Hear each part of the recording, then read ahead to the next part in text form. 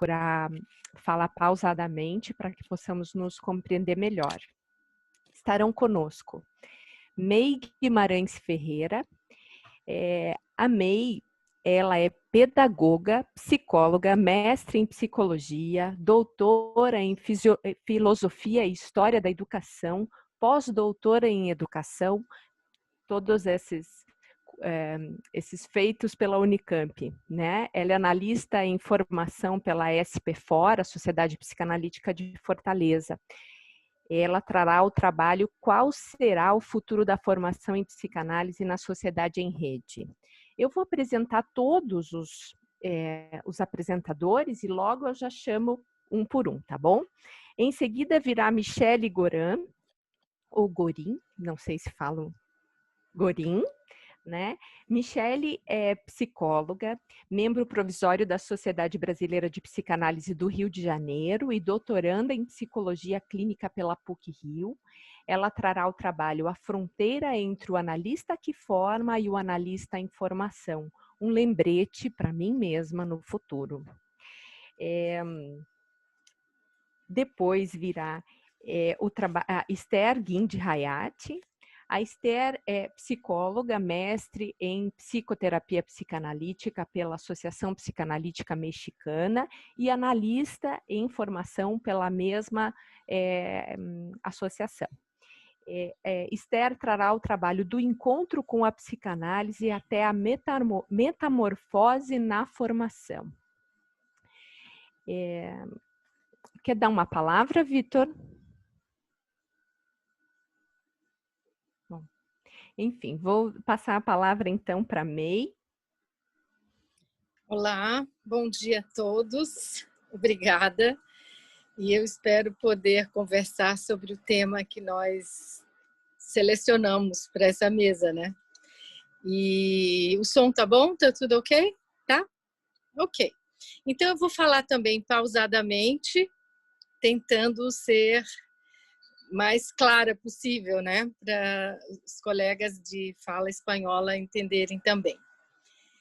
O tema que eu escolhi, né, foi qual será o futuro da formação em psicanálise na sociedade em rede. Bom, começando. A psicanálise, indubitavelmente, tem sido considerada um dos avanços humanísticos e civilizatórios dos últimos 130 anos.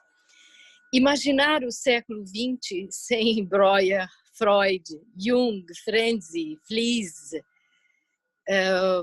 Lu André Salomé e, sobretudo, sem as reuniões da Sociedade das quartas-feiras, seria impensável. Da mesma forma, a filosofia sem as contribuições de Heráclito, Sócrates, Platão e Aristóteles seria impossível. A inexistência de Nietzsche, Goethe, Dostoiévski, Leonardo da Vinci, Van Gogh, entre tantos outros, nos deixaria com uma espécie de orfandade conceitual inestimável. O que seria dos europeus sem Kant, Hegel, Marx, Adam Smith, Stuart Mill ou os tratados de economia de Keynes? Nossos ouvidos não seriam os mesmos sem Mozart, Brahms, Beethoven. Nós seríamos limitados, visivelmente limitados, sem a pintura e as artes visuais que fazem parte dos acervos de vários países. Eu estava bem no contexto da pandemia quando eu escrevi todas essas palavras, né? Contraditoriamente, foi também no continente europeu que se desencadearam duas grandes guerras mundiais, de 1914 e 1941. A Alemanha produziu o nazismo e a Itália engendrou o fascismo. A Inglaterra, com sua tradicional marinha a serviço da escravização e colonização de países africanos, asiáticos e americanos, participou, fornecendo as principais matérias-primas para dar prosseguimento à Revolução Industrial. Mediante os horrores das guerras e a percepção aguçada da transitoriedade da vida, Freud escreveu com esperança acerca das vicissitudes e da pulsão de morte. Não é possível que todas essas maravilhas da natureza e da arte, do nosso mundo de sentimentos e do mundo lá fora, venham realmente a se desfazer em nada. Seria uma insensatez e uma blasfêmia acreditar nisso. Essas coisas têm de poder subsistir de alguma forma, subtraídas às influências destruidoras. 1916, 248 a página. Tudo que não é sólido parece dissolver-se em meio aos avanços dos meios de comunicação que implantaram novos padrões de produção e circulação de informações. As bases epistemológicas racionalista, humanista, iluminista, liberal e romântica se esboroam em redes de informação instantânea. As novas tecnologias mudaram as formas de comunicação e a produção simbólica. Uma das condições implantadas pelas redes de multimídias é a dominação das expressões culturais em sua diversidade, colocando tudo em um patamar cultural de virtualidade real. A transformação da sociedade leva o sujeito ao mundo do faz de conta, onde a virtualidade captura as experiências materiais e simbólicas. A casa eletrônica, individual e interagente, substituiu a diversidade espacial e cognitiva com um padrão cognitivo comum que marginaliza o contato pessoal. O sistema multimídia cria e recria novos ambientes simbólicos e transforma radicalmente as dimensões de espaço e tempo da existência humana. Todas as expressões culturais, da pior à melhor, da mais elitista à mais popular, vêm juntas nesse universo digital que liga em um supertexto histórico gigantesco as manifestações passadas, presentes e futuras da mente comunicativa. Com isso, elas constroem um novo ambiente simbólico, fazem da virtualidade nossa realidade. O que era só virtual ganhou status de realidade, sendo até considerado como surreal para os que podem ainda pensar sobre esses processos globalizantes do simbólico. As relações interpessoais virtuais funcionam pela presença ou ausência no sistema multimídia de comunicação. As formas coletivas de manifestação também passaram a ser incluídas nesse sistema de comunicação, bem como a rapidez de inúmeros movimentos de massa que emergem inesperadamente.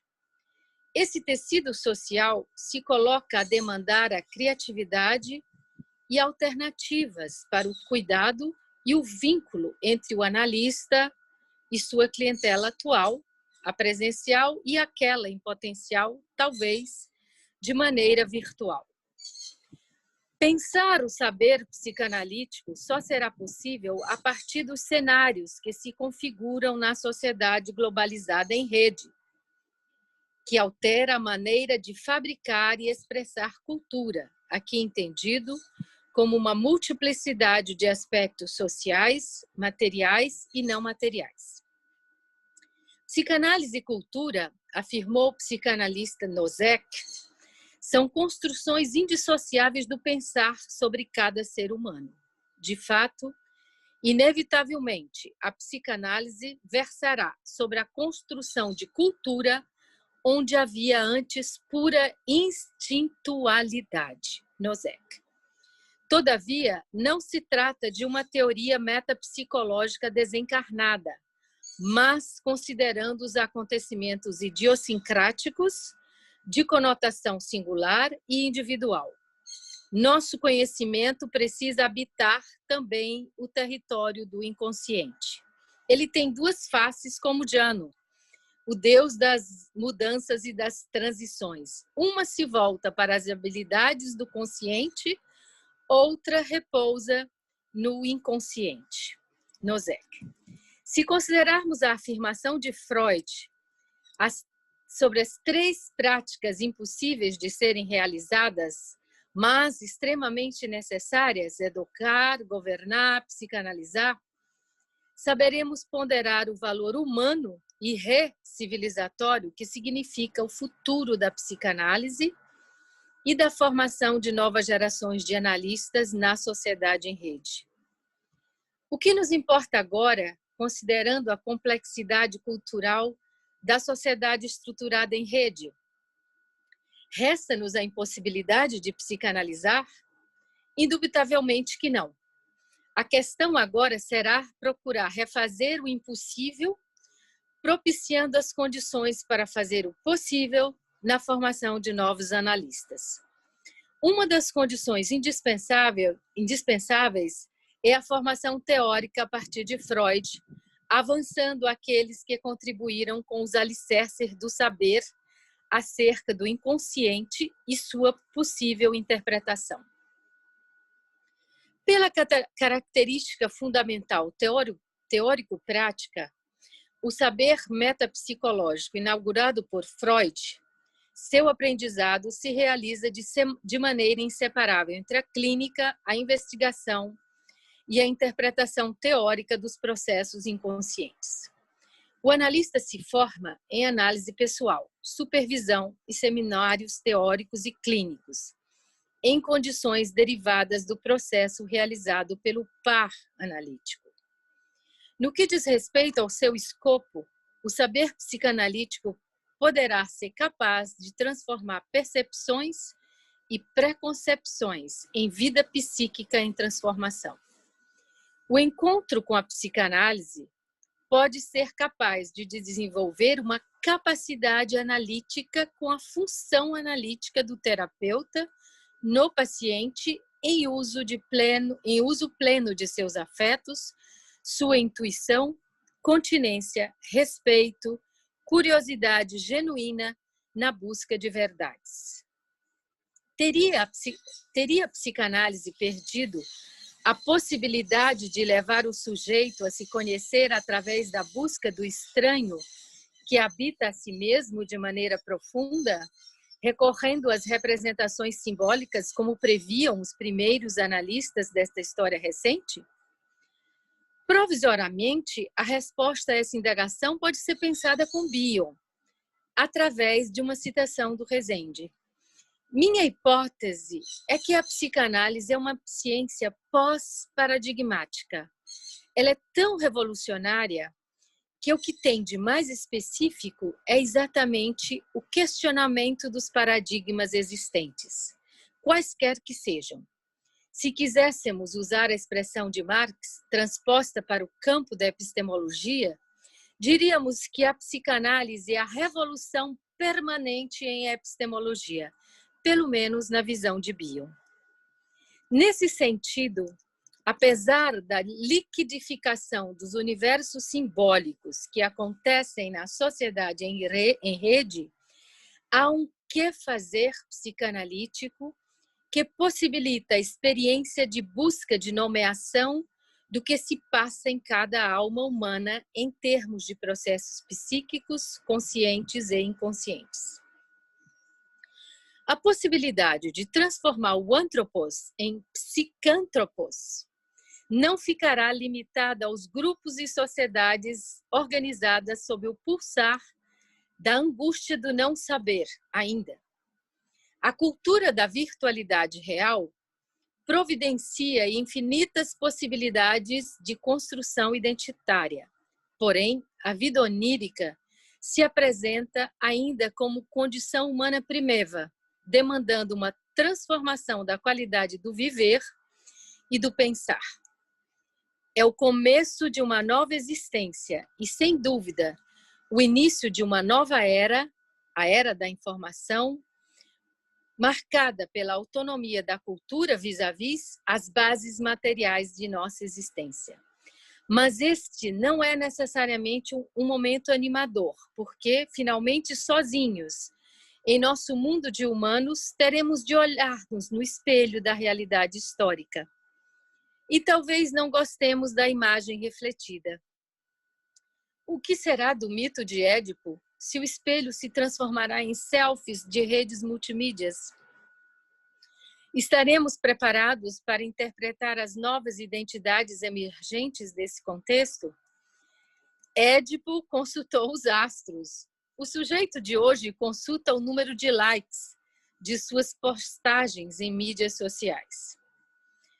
Vivemos em um continente sul-americano que há séculos passou por assaltos de suas riquezas naturais, humanas e culturais. Pensando especificamente no Brasil, a contingência de expansão e manutenção de instituições formadoras de analistas de verdade tornou-se quase uma questão de sobrevivência generalizada contra a barbárie, mediante a situação político, econômica e social que atravessamos. Jamais tivemos um sistema educacional público, gratuito, de qualidade, como nos outros países sul-americanos. Não conseguimos suficiente autonomia político-ideológica, pelo menos de formatação iluminista e liberal, para a democracia e garantia dos direitos humanos, e o trabalho escravo existe ainda em todas as regiões do país. Ainda assim, a psicanálise sobreviveu e continua em expansão na América Latina e no Brasil, mais especificamente. A construção de vínculos institucionais frutíferos e a expansão desse legado freudiano dependerá da multiplicação de candidatos e de extensão de psicanalistas de verdade, como explicitou Bion, até as redes de proteção social já existentes e a serem criadas dentro desse todo social deveras esgarçado. Enfim, considero a contribuição de David Zimmerman, partindo de Bion, apropriada para repensar as circunstâncias que ora atravessamos na atual conjuntura político, econômica e cultural.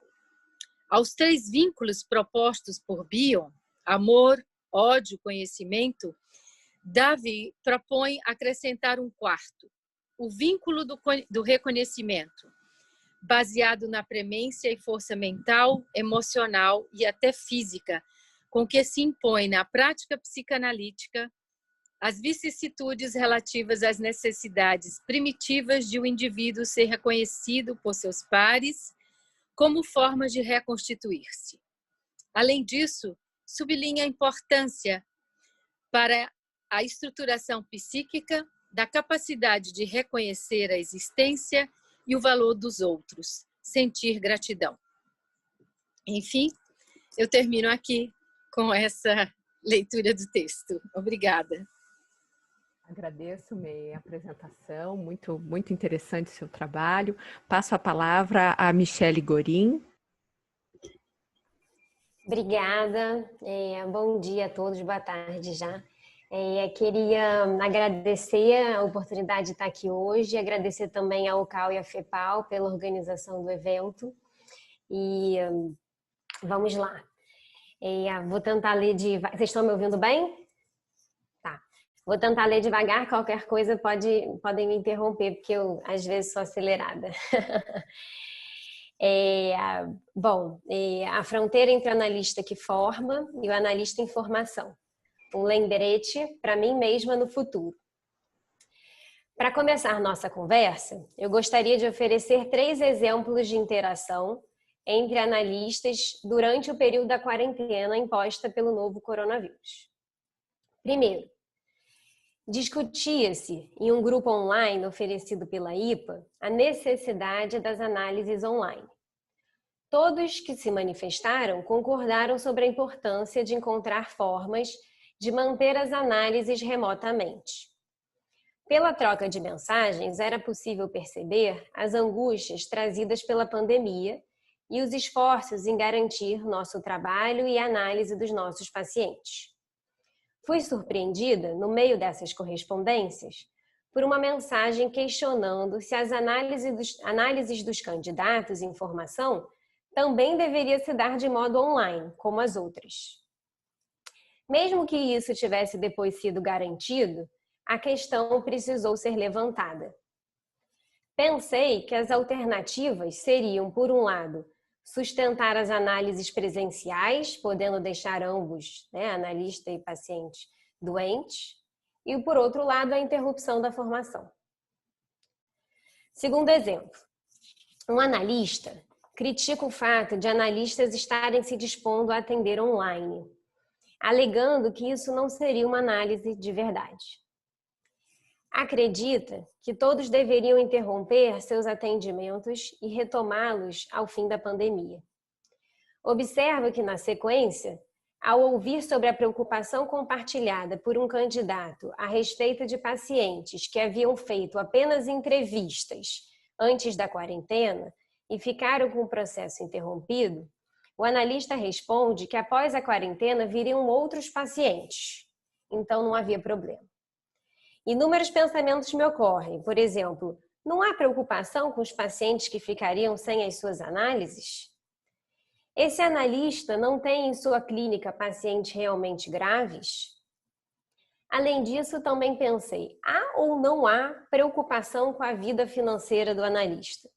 Porque, primeiro, não há receio com a interrupção do trabalho e, em seguida, alega-se que o consultório poderá ficar cheio depois, como se esta fosse a preocupação do momento. Terceiro exemplo. Incríveis fóruns de discussões online sobre a pandemia ou temas relacionados durante esse período foram promovidos pelas sociedades e entidades. Fiquei surpresa com o esforço de adaptação dos analistas mais velhos às necessidades de atendimento remoto e vários tinham muito a contribuir. Porém, surpreendi-me com o fato de os analistas mais jovens não participarem tanto das discussões, ou mesmo contribuírem com o uso prático das ferramentas online. Por um lado, analistas mais velhos têm mais experiência analítica, mas em geral menos intimidade com a tecnologia e suas vicissitudes. Em geral, não é uma regra. Penso que os dois primeiros exemplos mostram de forma bastante expressiva a busca permanente pela preservação da psicanálise através da proteção de seu método tradicional contra qualquer possível suposta ameaça. De forma que parece haver sempre uma força, maior ou menor, que vem lembrar que determinada coisa é ou não é psicanálise. E o terceiro exemplo nos ajuda a pensar essa situação, uma vez que vemos a manutenção indiscutível do lugar de saber das gerações mais velhas de psicanalistas, que não inclui necessariamente a contribuição de todos. A questão que se coloca, para mim, é sobre prioridades. Parece que, em primeiro lugar, vem sempre a preservação da psicanálise e a máxima observância da formação de novos analistas. Os exemplos mostram que é possível, sem reflexão, desprezar aspectos das realidades interna e externa para esse fim. Em tempos sombrios como os que estamos vivendo, tanto em relação ao Covid-19 a nível mundial, quanto em relação ao caos político e social no Brasil e em outros lugares, pergunto-me que método é esse que pretende lidar com o sofrimento humano, mas pensa poder se ausentar para supostamente preservar a si mesmo.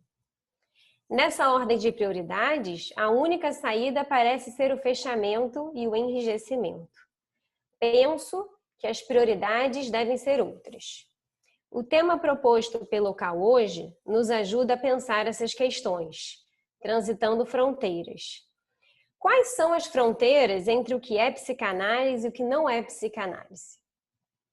Quais são as fronteiras entre o analista que forma e o analista em formação? Penso nessas questões em um momento delicado, no qual o fim da minha formação se aproxima. E me pergunto se me aproximei dessa tal fronteira que me separa da futura analista que serei. Quando quase todas as idealizações caem, é diferente pensar o que permite a transmissão da psicanálise e qual é o papel da instituição nesse processo. Nesse equívoco no estabelecimento de prioridades, vemos a necessidade de reflexão sobre o que seria a verdadeira preservação da psicanálise. As vivências ocupando cargos institucionais, em especial a representação dos alunos da SBPRJ, me fizeram entrar em contato com a necessidade de reformas dos modelos de formação. Isso porque o esvaziamento dos institutos que oferecem formação no modelo IPA é nítido, acompanhando tanto o alargamento das opções de estudo em outros tipos de instituição, bem como a ampliação de outras formas de psicoterapia. Inúmeras razões podem explicar esse fenômeno, mas cabe aqui perguntar qual é o quinhão de responsabilidade nisso dos psicanalistas da IPA. Nesse sentido, penso que há dois aspectos. O primeiro remetido a um distanciamento entre a instituição e as pessoas que não fazem parte dela. O ensimesmamento dos analistas em seus próprios consultórios, em seus espaços de diálogos privados, os deixa blindados em suas poltronas, guardando os seus modelos dentro de seus consultórios. Quem está lá fora enquanto isso? Em seguida, há um aspecto ligado às dificuldades de quem já está em formação, em que há intensa hierarquia institucional, excessivo uso de autoridade nas relações e manutenção de hábitos antigos que afastam as pessoas e minam o clima entre pares. Penso, então, que quando alguns analistas se consideram os verdadeiros guardiões da psicanálise, ocorre o oposto da preservação da psicanálise. O constante lembrete da fronteira entre o que é e o que não é psicanálise pode afastar a abertura necessária para manter a psicanálise pulsante e viva. O mais importante em meio a uma pandemia não é debater se a análise de candidatos pode se dar de forma online, como a dos outros pacientes, por exemplo. A psicanálise sobreviverá na medida em que puder atuar e aumentar sua capacidade durante a pandemia, e não lutando pela preservação de seu método. A gente trabalha pela preservação da vida, do psiquismo, da capacidade de pensar e de elaborar, e pelo trabalho de investigação do inconsciente, não pela preservação de um método no meio de um caos. A análise dos candidatos nunca foi tão importante. O setting interno nunca foi tão importante quanto durante esse período. Puxa vida, como podemos estimular nosso pensamento psicanalítico nesses tempos? É curioso que esse movimento duplo que descrevi nos exemplos também pode ser observado nas reações dos analistas em relação às reformas necessárias que têm acontecido nos institutos. Por um lado, as mudanças nos modelos, que nem sempre são aceitas facilmente, despertam um ar nostálgico nas gerações mais velhas. Mas, por outro lado, é possível também sentir uma satisfação com o rejuvenescimento da sociedade e do Instituto, contentes com a casa cheia, ao serem procurados para transmitir o seu legado. Nisso tudo, há algo que me preocupa muito: a desautorização das gerações mais jovens.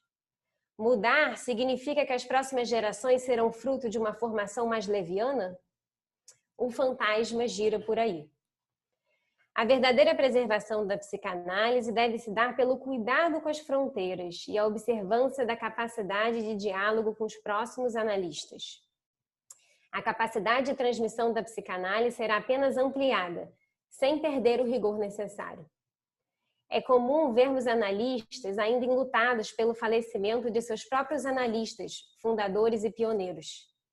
Também vemos com frequência o atraso no desenvolvimento institucional dos membros e a resistência em assumir funções ligadas à transmissão da psicanálise e ao trabalho diário institucional. Além daqueles aderidos às suas posições que não passam o bastão. Mudar não é perder o rigor e tratar a psicanálise como algo raro e exclusivo do próprio grupo ao qual se faz parte não é preservar a psicanálise. Imagino que envelhecer dói, mas há que se cuidar do próprio narcisismo para que o florescimento dos filhos seja visto com orgulho e ganhe o devido espaço. Escreva e compartilhe esse trabalho para que ele seja um lembrete para mim mesma no futuro. Devo reconhecer que muita coisa já mudou nas instituições a que pertencemos, mas não quero me enganar. Paulo Freire já nos ensinou que quando a educação não é libertadora, o sonho do oprimido é ser o opressor. O alerta para mim mesma é nesse sentido. Uma vez passada a suposta fronteira, também tudo será transitório. Por favor, colegas, ajudem a me lembrar disso. Finalizo com uma citação de Gabor de Ogden sobre as dificuldades de se tornar analista. O analista pode ter medo de ter tão pouca substância como pessoa que não lhe seja possível desenvolver voz própria. Ou pode ter medo do isolamento que imagina que virá ao tornar-se analista por si mesmo. Ou medo de que com o reconhecimento maduro da incerteza virá uma confusão insuportável. Um analista pode se defender contra esses outros medos engajando-se numa rebelião adolescente contra o establishment analítico, no esforço de evitar ter que se definir em seus próprios termos. Ou falando prematuramente com a voz forçada de alguém experiente, quando ele, na verdade, se sente muito carente, como consequência de sua inexperiência. Ou abraçando uma falsa certeza na formação de uma identificação intensa com uma dada escola de psicanálise, com seu próprio analista, com um escritor analítico idealizado e assim por diante. Por fim, eles dizem, devemos nos lembrar de que por mais que amemos a psicanálise, uma parte nossa a odeia também, e eles citam Steiner. A dedicação ao trabalho analítico em curso, conosco e com os pacientes, nos entrega não apenas a incerteza, como também a nos defrontarmos com o que menos gostamos em nós e nos outros. É isso. Obrigada. Obrigada, Michele. Muito relevante as suas colocações. Agora eu passo a palavra a Esther Guinde Hayat. Hola, muy buenos días. Muchas gracias por estar aquí. Me gustaría agradecer a toda la directiva de OCAL y FEPAL de una manera muy calurosa por su dedicación y compromiso para hacer posible este encuentro. Del encuentro con el psicoanálisis hasta la metamorfosis en la formación es como yo titulé este trabajo. Comienzo con una cita. La profesión de psicoanalista, como cualquier arte, oficio o especialidad, parte de una vocación cultivada a lo largo de los años de entrenamiento y práctica. Empezaré por compartir cómo fue mi acercamiento al psicoanálisis. Me encontraba terminando el penúltimo semestre de la licenciatura en psicología. Atravesaba por un momento de crisis personal que vivía con mucha angustia. Con nostalgia, recuerdo cuando me acerqué como una niña tímida y miedosa a uno de mis maestros y le pregunté si daba consulta de psicoterapia de manera privada. Concertamos una cita para después de finalizar el semestre. Fue así como comencé mi viaje psicoanalítico hace 17 años. Viendo esto en retrospectiva y pensando en la teoría psicoanalítica, entiendo que el proceso analítico comienza con una íntima relación paciente-terapéutica, en la cual se haya desarrollado un vínculo sólido analítico. Esto se dio con mi analista desde un inicio. Me sentí en un espacio de libertad para hablar de todo lo que me venía a la mente. Esther, ¿Sí? están pidiendo por el chat que hables más despacio. Correcto, ok. Gracias.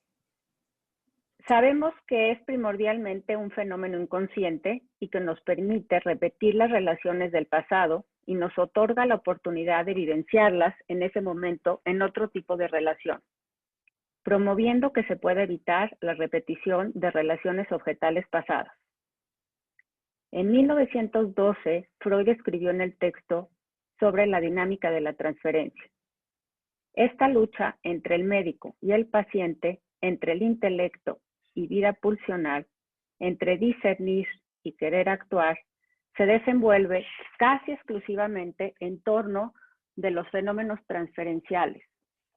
En este campo es donde debe obtenerse la victoria, cuya expresión será sanar duraderamente la neurosis. La forma en la cual me acerqué al psicoanálisis ha sido uno de mis pilares motivacionales que me llevó en un primer momento a estudiar la maestría en psicoterapia psicoanalítica en la Asociación Psicoanalítica Mexicana y entonces apasionarme aún más con esta vocación. 3 años después, inicié la formación psicoanalítica en esta misma institución. Durante mi proceso formativo, me he preguntado en qué consiste realmente el formarse como psicoanalista. ¿Es un proceso de enseñanza y aprendizaje? ¿Es un aprender de teoría y técnica? ¿O es realmente devenir psicoanalista una transformación? Para mí ha sido una transformación interior.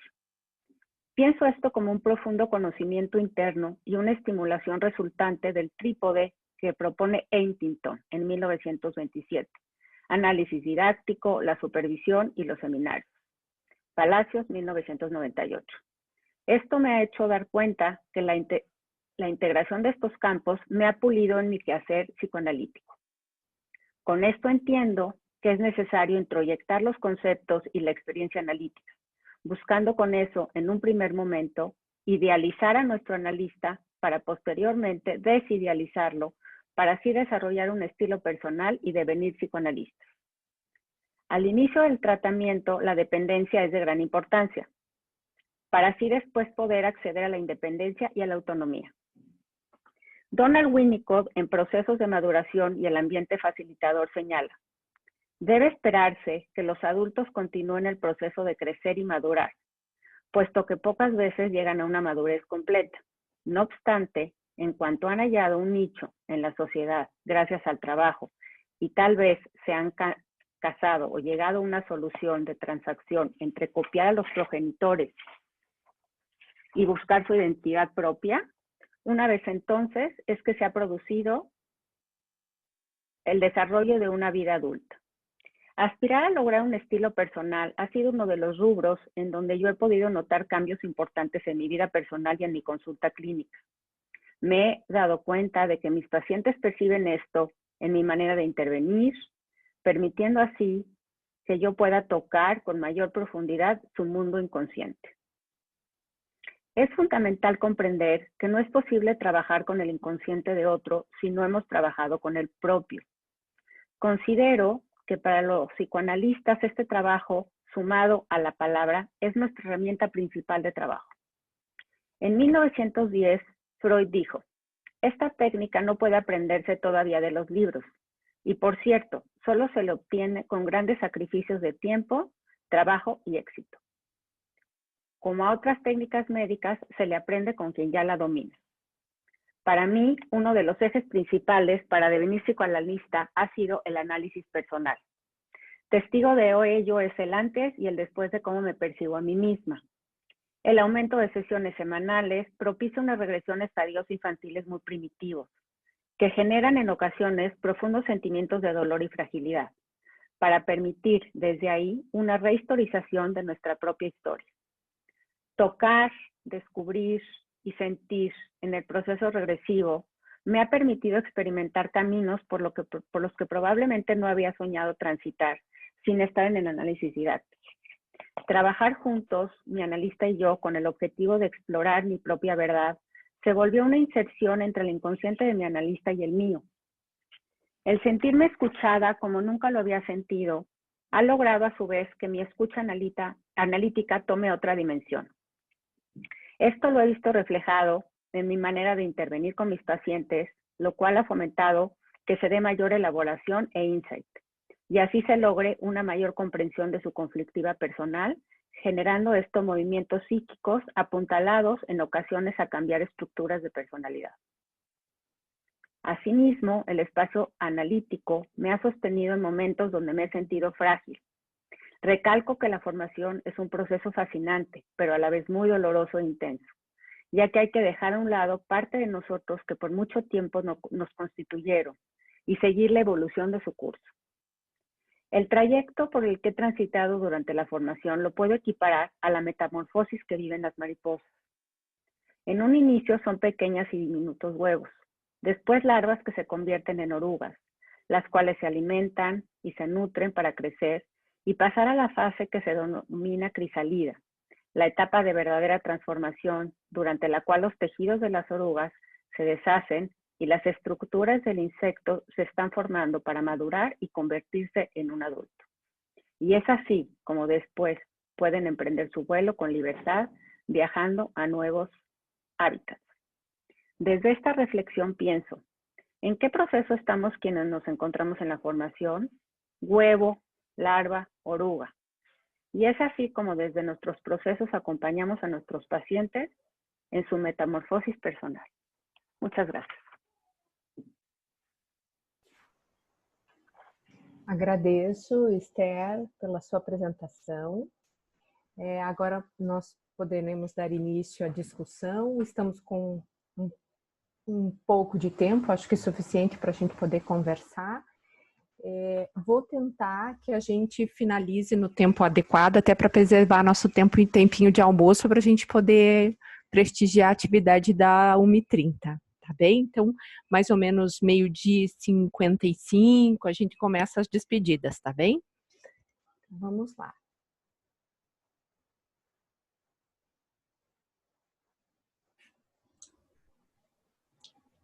Les pedimos que levanten la mano para hablar. Tienen, si no pueden escribir en el chat también.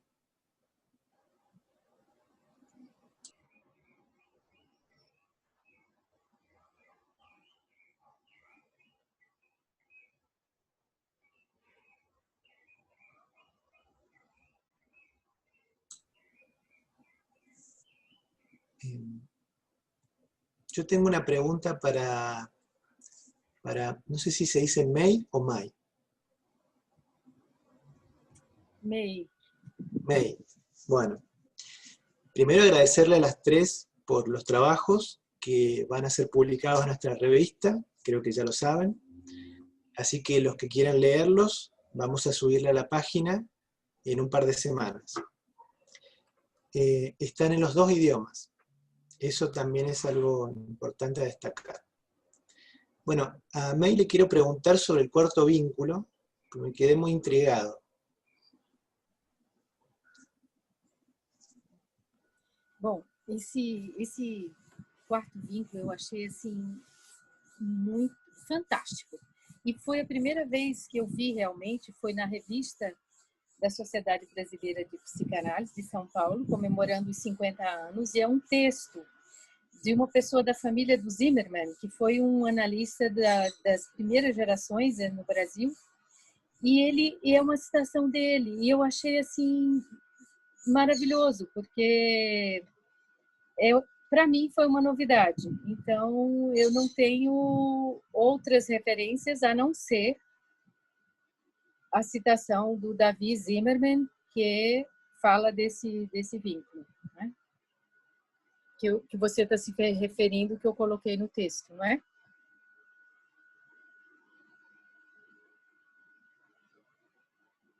Não sei se respondi, mas eu acho super importante também.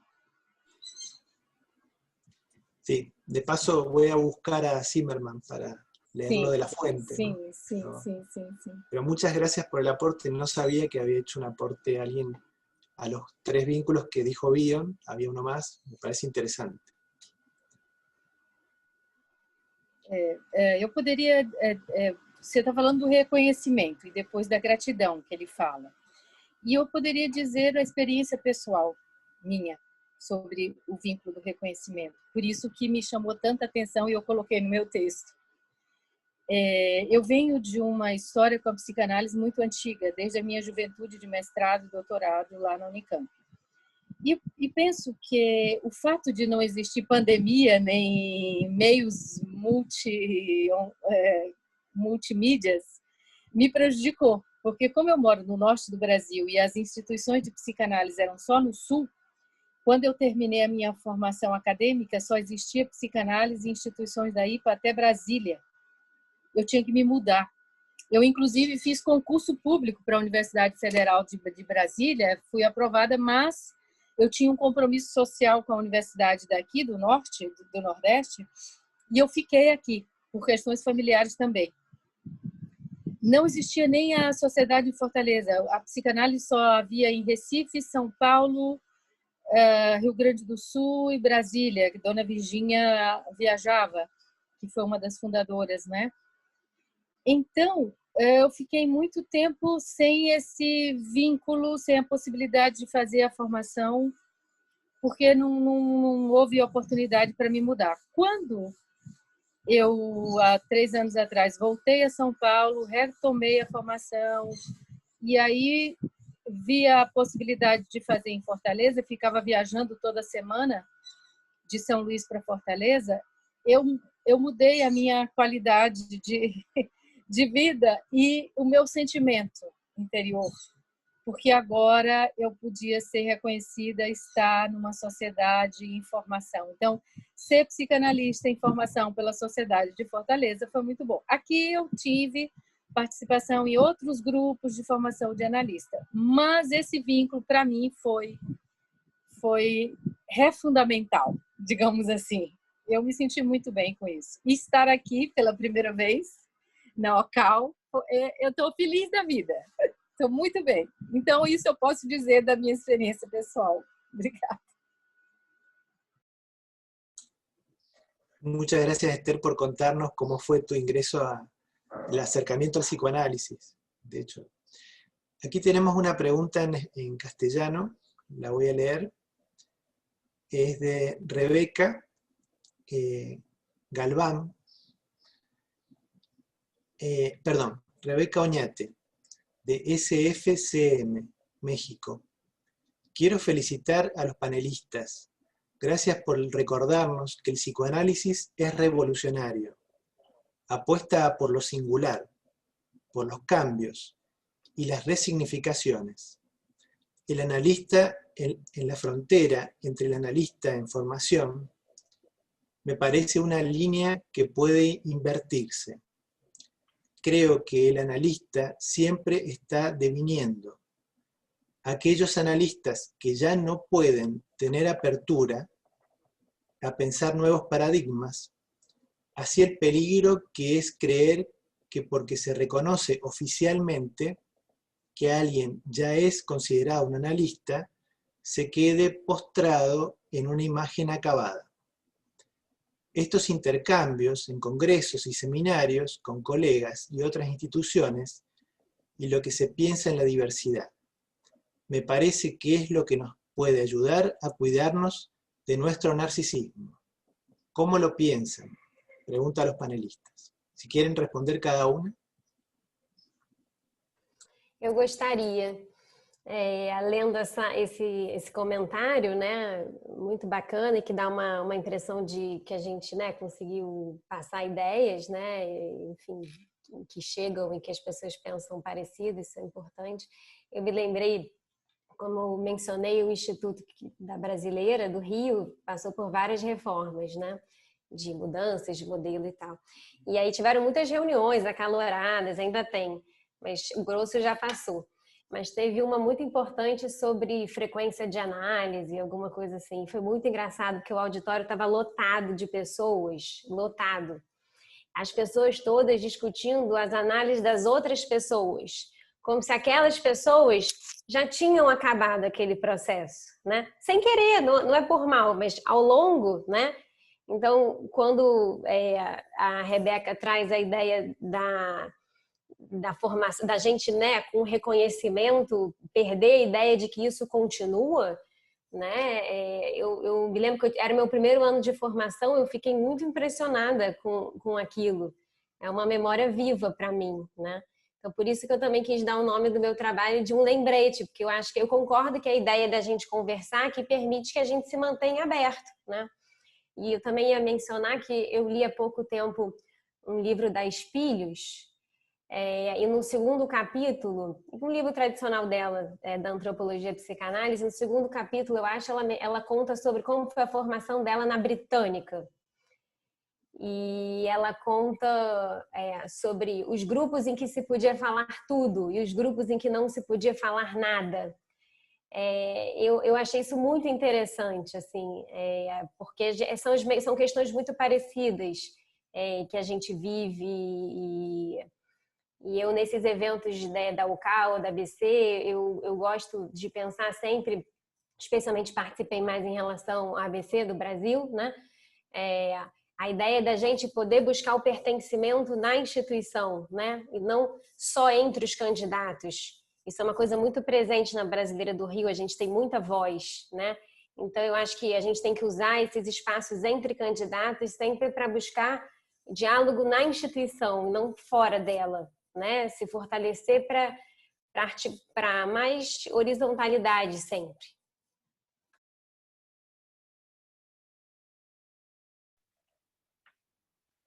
Eu gostaria de falar também, mas Acho que a nossa colega vai falar também, não?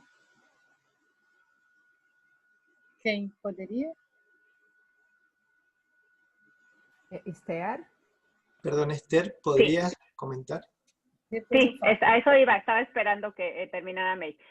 Bueno, pues un poco pensando este comentario hilado a mi presentación, creo que nosotros como futuros analistas tenemos que tener muy en claro que nuestro crecimiento solo empieza, ¿no? Que esta profesión nos da para seguir creciendo para mucho y la importancia de seguir compartiendo con colegas, en seminarios, en supervisiones, me parece un punto súper vital que nos aporta y a la vez nos aterriza, ¿no? Porque a veces, como comentó nuestra compañera Michelle, el quedarnos en los consultorios con nuestra práctica clínica aislados nos puede limitar, ¿no? Y nos puede hacer de alguna manera pues bastante narcisistas, yo lo podría considerar, ¿no? Entonces, pues aunado a esto pienso en las mariposas, ¿no? Que cómo cambian sus capullos para volar y siento que nosotros tenemos que estar constantemente, no nada más cambiando de capullos, sino cambiando de piel como las víboras, ¿no? Para poder tener una escucha analítica fresca, limpia, ¿no? Y poder conectarnos con nuestro inconsciente y con el inconsciente de nuestros pacientes. Gracias. Bom, eu queria dizer que eu gostei muito da pergunta e também das duas falas, da Michelle e da Esther. E eu queria colocar o seguinte, que somos analistas em formação, mas é sempre um processo, e é por isso que não é um título que nós vamos ter, não é uma graduação, um certificado que vamos colocar na parede.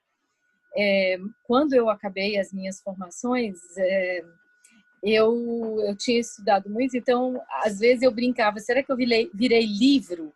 Então nós, psicanalistas, não podemos virar divã e cadeiras que estão do lado do divã para ouvir e sentar ali, como acontece e engessar, né? Virar estátua de psicanalista. Estátuas de Freud, ou de quem quer que seja. É sempre um processo, não vamos jamais parar. E quanto mais nós tivermos contato com as pessoas, com os pacientes, com fora também da psicanálise, eu vi uma vez o Vinhar falar que o psicanalista não pode ficar 12, 24 horas dentro de uma sala no divã, tem que fazer outras coisas, né? Porque esse outras coisas nos transforma. Então, seria isso. Obrigada.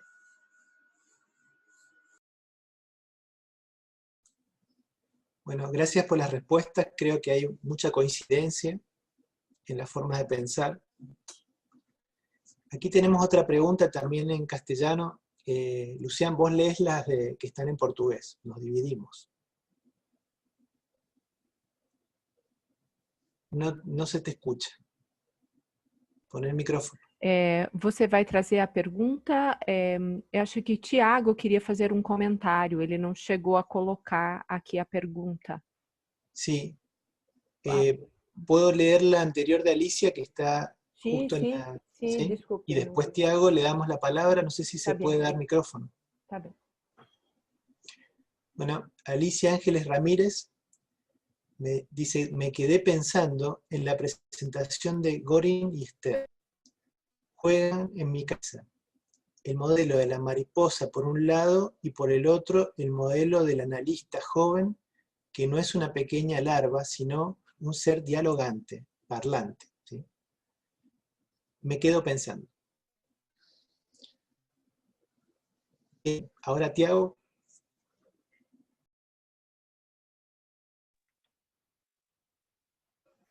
Tiago, pode fazer seu comentário, Tiago.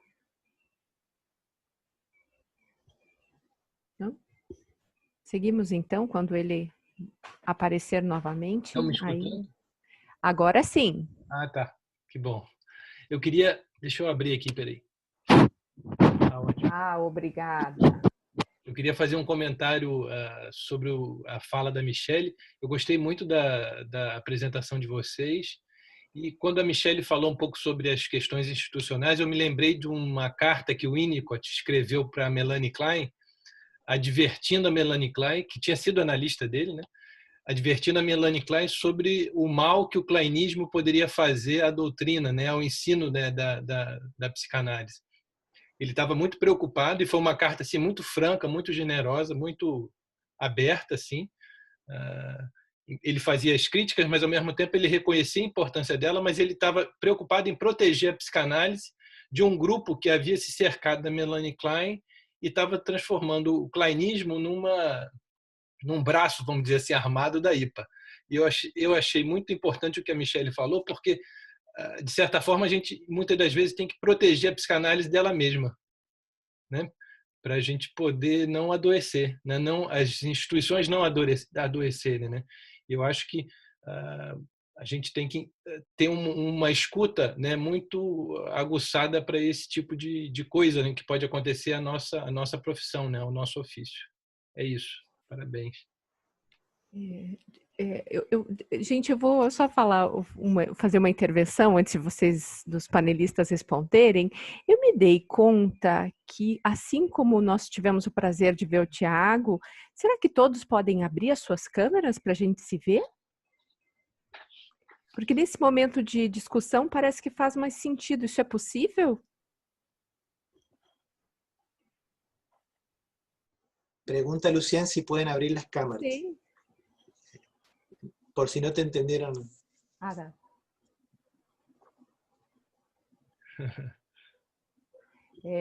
Talvez não seja possível tecnicamente, né? Pode ser que só de a uma. Então somente quem for falar faz o favor de abrir, que é bom. Tá, eu fecho as minhas para poder outra pessoa ingressar? Sim, tá bom. Obrigada. Ok. Otra pregunta que está en el chat de Oscar Elvira, pregunta ¿qué piensan de la frecuencia de las sesiones?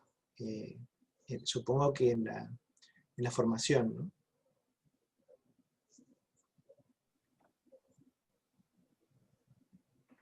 Sí. Bueno, tomo la palabra. Pues me parece imprescindible que sí sea con una frecuencia de 4 sesiones semanales, sobre todo por lo que comento en el trabajo, ¿no? Que esta situación de llevarnos a una situación regresiva es de suma importancia, ¿no? Tocar ese dolor, tocar esa conflictiva, tocar esa alegría, ¿no? Y desde ahí, pues, ahora sí que rehistorizarse, ¿no? O sea, no sé si con una menor frecuencia, no tengo la experiencia propia, tampoco con pacientes que los he llevado así de lejos, se logra lo mismo. Sería difícil para mí opinar desde otra postura porque no tengo la experiencia. Pero para mí este modelo con esta frecuencia lo seguiría recomendando para una formación.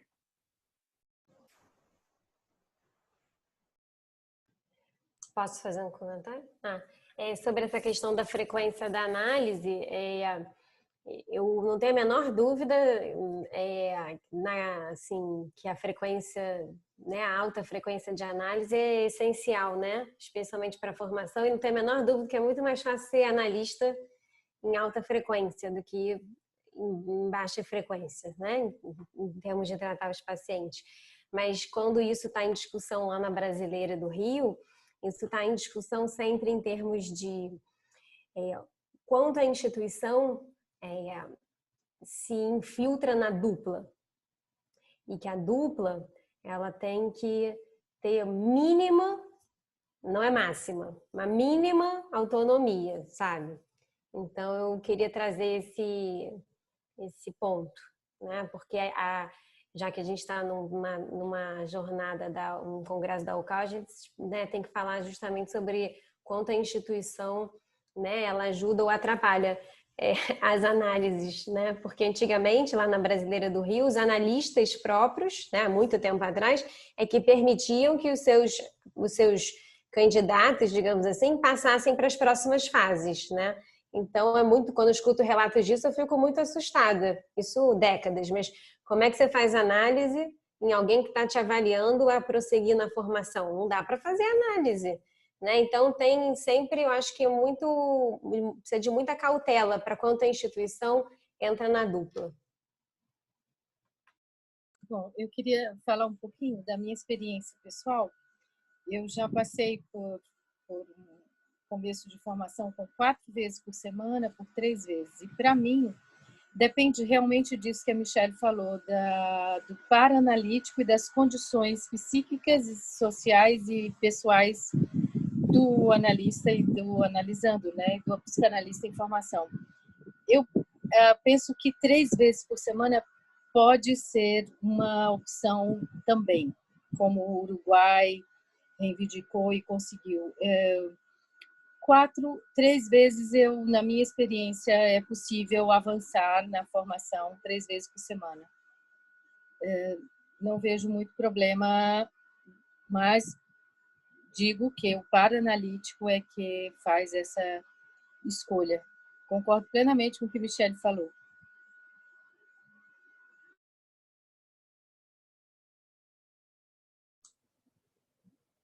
Muy bien. Si les parece, sigo leyendo el chat. María Zurutusa, ¿sí? Es de SPM, México. Dice que está recién empezando. Yo les hago un resumen, porque es un poco largo. Pero rescata la importancia de la relación entre flexibilidad y límites. Y también habla de cómo la rigidez del método psicoanalítico, en la idea de protegerlo, aleja a la persona de las prioridades. De cierta forma, los límites actúan como una guía en este nuevo mundo del psicoanálisis, pero también pueden ser asfixiantes cuando no responden al mundo actual.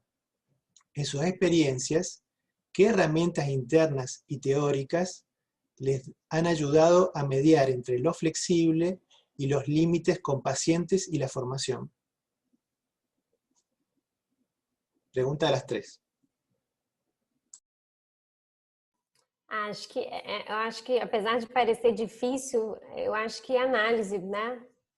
Análise. E acho que a ideia de set interno nunca foi tão importante, assim, antes quanto no mundo virtual, né? Então, a análise, né? E uma análise de próprio pensamento e não de como eu citei no Garber e do Ogden, de você copiar alguém, né? Pela sua própria fragilidade. A Selmi, que era uma analista, faleceu há pouco tempo, muito importante na Brasileira do Rio, ela falava assim, eu queria às vezes discordar dela no seminário, aí ela, coragem, fala, pode falar, coragem. E eu fiquei com essa marca, porque às vezes é difícil, mas é importante. Então, análise, né, e pensamento, eu acho, próprio.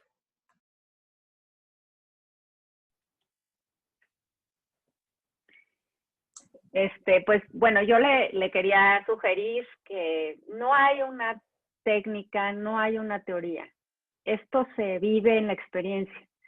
Y en mi experiencia en esto es desde lo que tú sientes que te resuena a ti, como teoría y técnica, como tú lo vas contactando con tus pacientes y lo vas interactuando con ellos, es como se va haciendo tu propia teoría.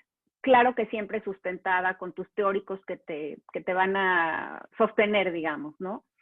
Pero yo te pediría que estuvieras lo más abierta posible en la formación, tratando de abrir todos tus sentidos, porque esto se vive con todos los sentidos, y desde ahí ver con qué teóricos, con qué técnica te conectas, para que desde ahí puedas trabajar con tus pacientes. Gracias. Bom, eu queria só ressaltar que realmente não é uma técnica, é uma experiência psíquica compartilhada, digamos assim. E eu só queria ressaltar que cada para-analítico constrói uma psicanálise, digamos assim. Claro que baseado nas experiências do setting e das teorias e da formação, mas eu tenho uma noção de que, assim como cada sociedade constrói, entre aspas, uma psicanálise, cada experiência de para-analítico constrói a psicanálise. E os limites e as possibilidades são construídos nessa vivência. Seria isso.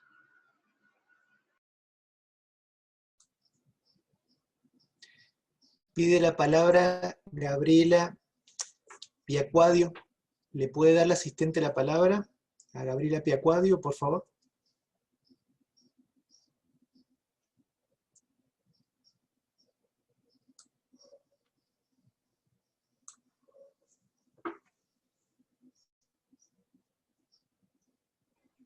Gabriela? Hola, ¿qué tal? Bueno, quería felicitar a las expositoras por sus trabajos. Al menos estuve escuchando y ya había pensado algunas cosas por ahí que coincido con lo que fueron diciendo. Pensaba en esto que decía May del psicoanálisis en permanente revolución, y digamos que para que sea permanente revolución tiene que ir repensando, ¿no?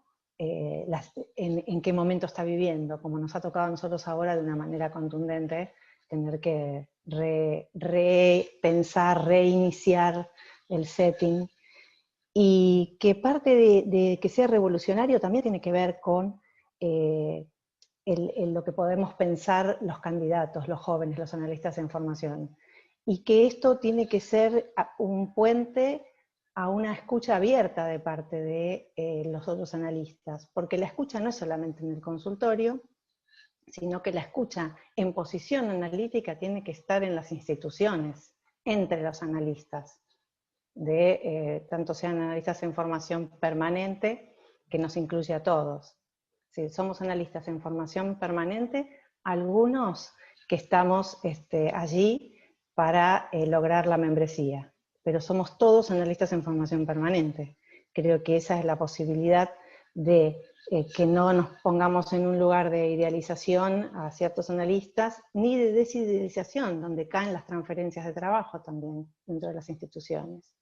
Entonces, que la escucha esté abierta me parece importante, y que, digamos, que preservar el psicoanálisis tiene que ver con esto de que se pueda repensar constantemente y ubicar dónde está la demanda, ¿no? Dónde está la demanda y dónde podemos acceder al alma humana. Eso me parece que es la preservación del psicoanálisis, ¿no? Si es con diván, sin diván, con online, sin online, en fin, todas estas cuestiones que creo que nos detienen. En ese sentido, creo que el mismo psicoanálisis puede ser siempre una larva que se convierte en mariposa, ¿no? Si cada vez que nos detenemos a escucharnos y a escuchar la demanda. Otra cosa que se me ocurre también es esto de qué diferencia al análisis didáctico de otros análisis. Nosotros decimos que tenemos que estar yendo tanta cantidad de veces, y entonces cuando analizamos pacientes y les decimos que pueden venir una vez, entonces ¿cómo nos situamos entre el análisis nuestro y el que nosotros ofrecemos? Me parece que eso es un punto de tensión para preservar el psicoanálisis. Eso. Muchas gracias, Gabriela. No sé si quieren hablar los panelistas. Eu queria falar uma coisa, enquanto a colega estava falando, eu lembrei algo que me parece importante. O grande professor influenciador da minha entrada na psicanálise desde a faculdade, o professor Antônio Rezende, ele dá um conceito de símbolo, porque em psicanálise nós estamos trabalhando com a questão da simbolização, né? Pensar e simbolizar. Então, o conceito de símbolo, o símbolo é uma palavra formada por sim e bol.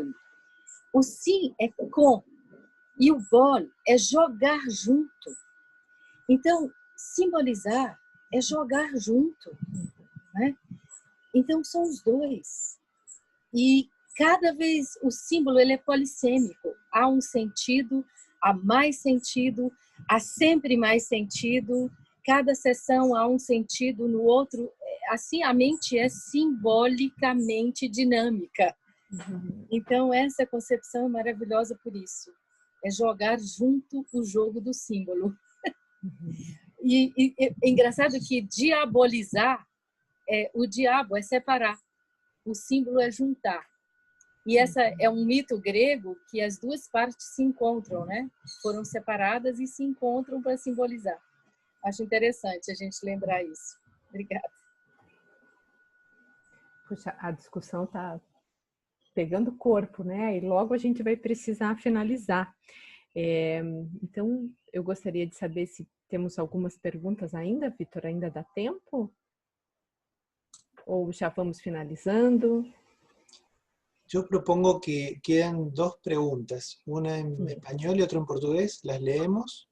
Tá bem. Si quieren, me parece, los panelistas dar una finalización. Ótimo. Cada uno decir dos palabritas. Tá bem. Então, Dois podemos palavras. fazer. Tá bem, 2 palavras. Então, seguimos as perguntas. Bueno, Patricia Marcos dice, muy agradecida a los escritos de cada una. Es muy importante, May, el concepto de reconocimiento, como cuarto formato de vínculo, además de los de amor, odio y conocimiento que nos plantea Bion. Podríamos unirlo al trabajo de Michelle, la necesidad de los candidatos de ser reconocidos, dentro de las instituciones a lo largo de la historia del psicoanálisis.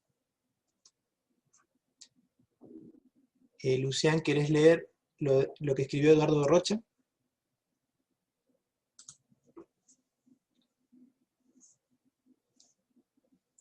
Micrófono, abrir el micrófono.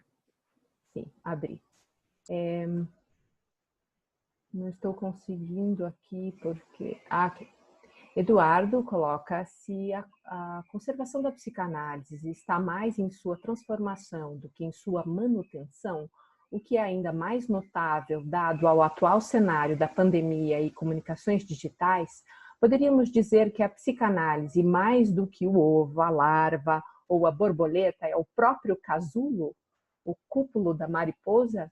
A conservação da psicanálise não depende dessa natureza que resseca e cai para dar lugar a outra natureza constantemente. Não é isso que há de revolucionário na psicanálise?